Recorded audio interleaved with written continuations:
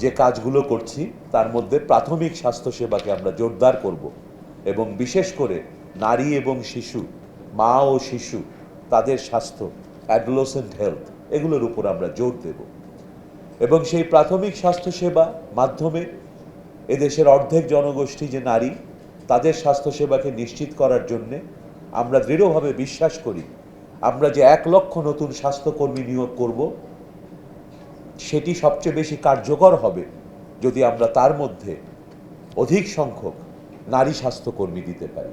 তাই আমরা সিদ্ধান্ত নিয়েছি 1 লক্ষের মধ্যে 80,000ই আমরা নারী স্বাস্থ্যকর্মী নিয়োগ দেব।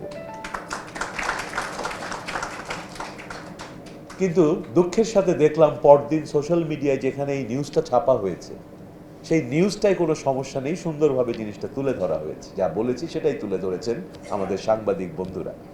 কিন্তু সেখানে যে কমেন্টগুলো আসতে থাকলো আমি বিস্মিত হয়ে গেলাম যে এই একটা অ্যানাউন্সমেন্টের রিয়াকশনে যে এটা আসতে পারে। কেন নারীদের চাকরি দিতে হবে?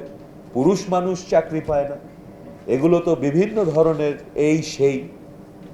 এই যে মনস্তাত্ত্বিক যে আবহ আমরা তৈরি করেছি আজকের এই সমাজে, এই মনোজগতের যে উপনিবেশ তৈরি হয়েছে, অন্ধকার যুগে ফিরে যাওয়ার যে একটা বয়ান ধীরে ধীরে মানুষের মধ্যে, সমাজের মধ্যে বিস্তৃত করা হচ্ছে, এটাকে আমাদেরকে আসলে গুরুত্ব সহকারে আবারও লড়াইয়ের জন্য প্রস্তুত হতে হবে।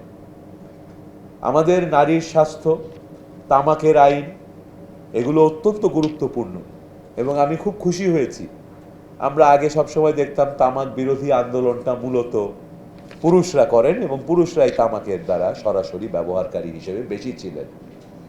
সামাজিক পরিবর্তনের মাধ্যমে ব্যবহারকারীর ডেমোগ্রাফি যেমন চেঞ্জ হয়েছে, তার চেয়ে গুরুত্বপূর্ণ আপনারা একটা নারী অধিকারের সংগঠন হিসেবে এই বিষয়টিকে যে সকলের জন্য গুরুত্বপূর্ণ এবং বিশেষ করে প্যাসিভ স্মোকিংয়ের মাধ্যমে নারী এবং শিশুরা আসলে বেশি ভালনারেবল সিচুয়েশনে থাকেন, সেটাকে গুরুত্ব দিয়ে আপনারা আজকে এই সেমিনারের আয়োজন করেছেন, এটার জন্য আমি আপনাদেরকে ধন্যবাদ জানাই। তবে যে কথা বলছিলাম, নারীর বিরুদ্ধে মানুষের, তরুণদের এবং আমাদের গ্রামীণ সমাজে আমাদের যে বিশ্বাসগুলো ছিল অনেক অনেক ক্ষেত্রে তার চেয়েও আমাদেরকে সামনে না গিয়ে আরো পেছন দিকে নেওয়ার চেষ্টা হচ্ছে এবং নারীর রাজনৈতিক যে অংশগ্রহণের প্রবণতা আছে সেটাকে ভীষণভাবে দমনের কিন্তু সক্রিয় চেষ্টা আছে, যেটা আগে বিভিন্ন সময় আমরা সেইভাবে লক্ষ্য করি নাই। এর কারণ এটা হতে পারে যে নারী আগের চেয়ে সংগঠিত, নারীর যে অন্তর্গত শক্তি, যারা প্রগতির পথকে বাধাগ্রস্ত করতে চায় তারা সেই শক্তিটাকে দেখতে পাচ্ছেন এবং তারা ভীত বোধ করছেন। তামাক নিয়ন্ত্রণ আইন নিয়ে অনেক দূর কাজ হয়েছে, ইতিমধ্যে এটা মন্ত্রণালয়ে আছে।